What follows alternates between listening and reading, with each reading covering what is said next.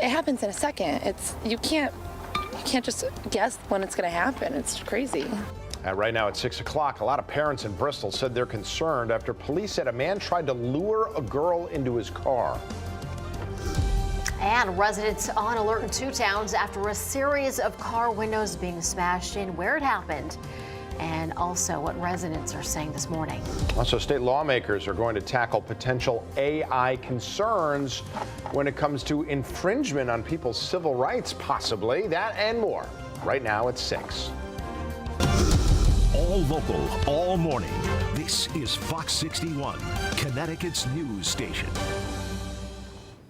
Good morning. Thanks for starting your Tuesday off with us here at Fox 61. I'm Erica Arias. And I'm Tim Lammers. Good morning to you. Let's get over to meteorologist Matt Scott so you can plan your day on this Tuesday. And it looks like we got an okay sunrise. Remember yesterday? Yeah. It's kind of the same thing. Then the clouds took over. We had some sunshine yesterday. Actually, a lot of sunshine yesterday afternoon. As I stepped out at around 5 o'clock yesterday, I went, man, nice finish. It lasted all day. Beginning to end, it wasn't horrible. Now, it's still unsettled, and that's the issue. So whereas we do have some sunshine now, you're going to see some waves of clouds and maybe even a drip or two pivot on through. And that's the issue for not just today, but for the next few. The radar picture is quiet, but look off to the north and west. You're going to see some thicker clouds. Not much right now in the way of rain, but we'll keep an eye on that. So, yeah, it's kind of just a little hit or miss over the next couple of days. Temperatures under the clear skies a little cooler this morning. 35 in Meriden, 38 in Hartford, 39 in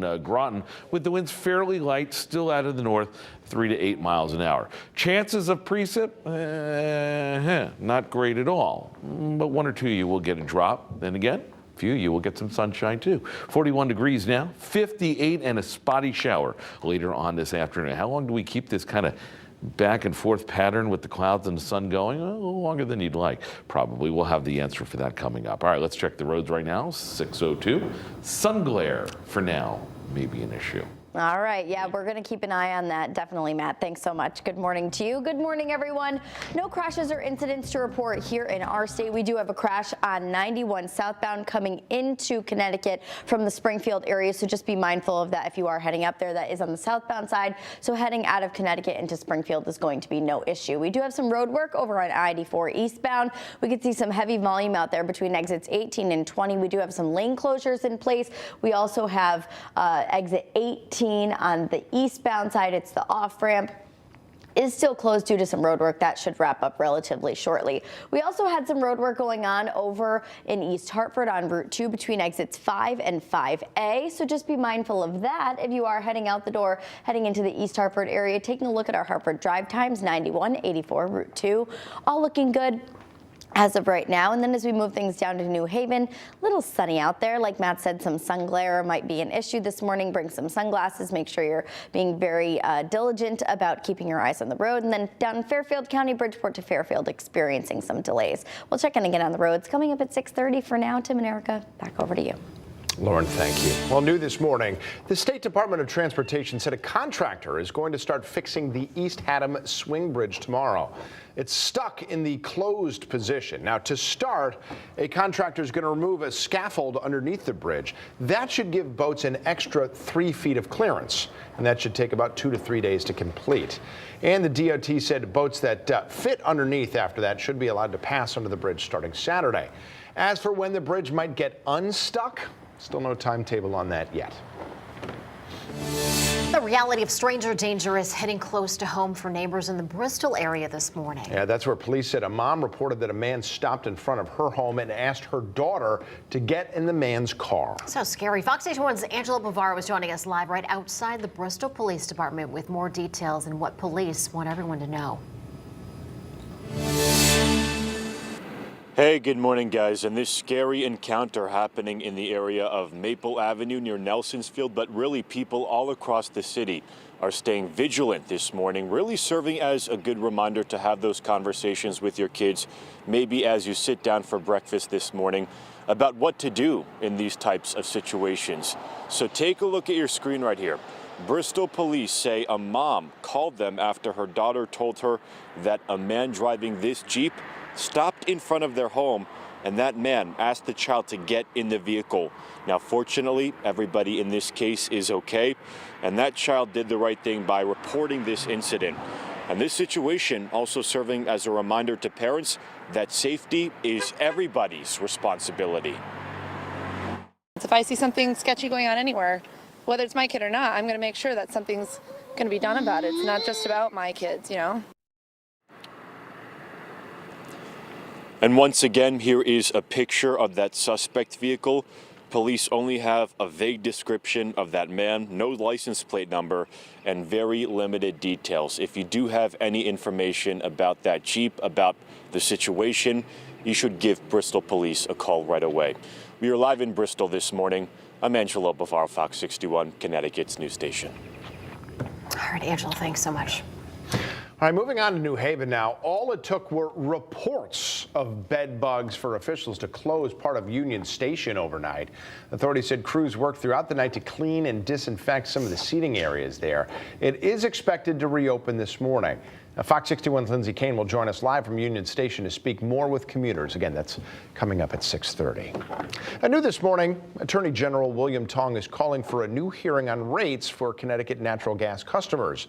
It comes after a report that showed CNG overcollected $8 million from Connecticut customers. Several state officers have filed a joint petition calling for a hearing on the company's rates. And Tong said it's been 5 years since CNG's rates were reviewed, and a review is supposed to be done every 4 years anyway. In a statement, the Attorney General went on to say, in part, quote, CNG is profiting off the backs of Connecticut families and businesses. We pay far too much for our utilities as it is. We should not be charged a penny more than needed. 6:06 now, and 2 communities are dealing with the aftermath of a series of car break-ins. Let's start in Wethersfield, where people in 9 different streets had their vehicles broken into. Many of those break-ins happening on Liberty Hill and Monticello Drive. One resident we spoke with says 2 of his vehicles were broken into. Like scary things. It's coming to my neighborhood, and it never happened before. Really alarming us. Now, authorities remind people to make sure you remove all your valuables from your vehicle and keep them out of sight.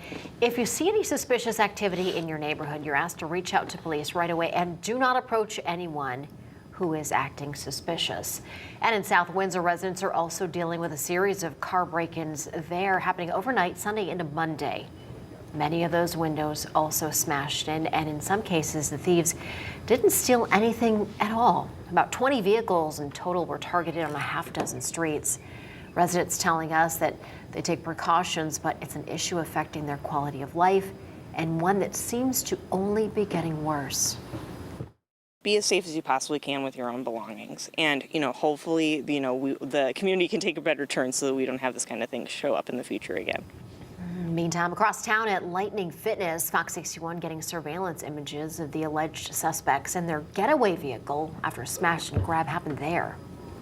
Police accused a Norwalk man of repeatedly dumping the bodies of dead animals. 50-year-old Eric Gray is facing 12 counts of illegal dumping.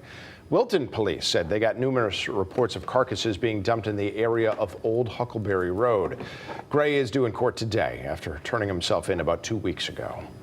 Well, today, the state is going to release a report about the possible impacts of the state government using algorithms and artificial intelligence for decision making. Specifically, could that infringe on people's civil rights? Well, state lawmakers and data scientists will be gathering at 10 this morning to talk about that report. That's going to happen at the Legislative Office Building in Hartford. And also happening in Hartford, lawmakers are expected to speak out in support for a bill that would expand health care access for immigrants. We're talking about the Husky Health Program here in our state.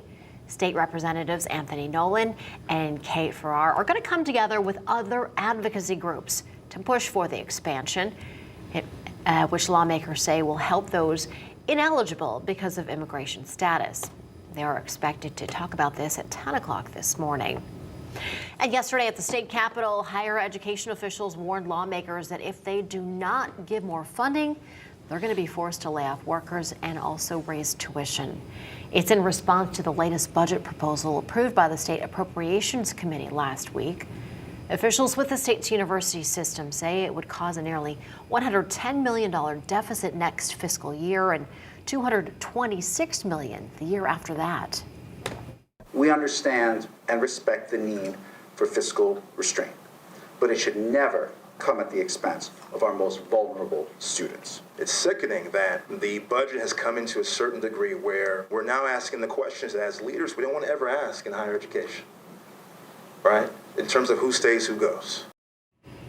The legislature's budget proposal does allocate $82 million more for Connecticut state colleges and universities than Governor Ned Lamont's plan did.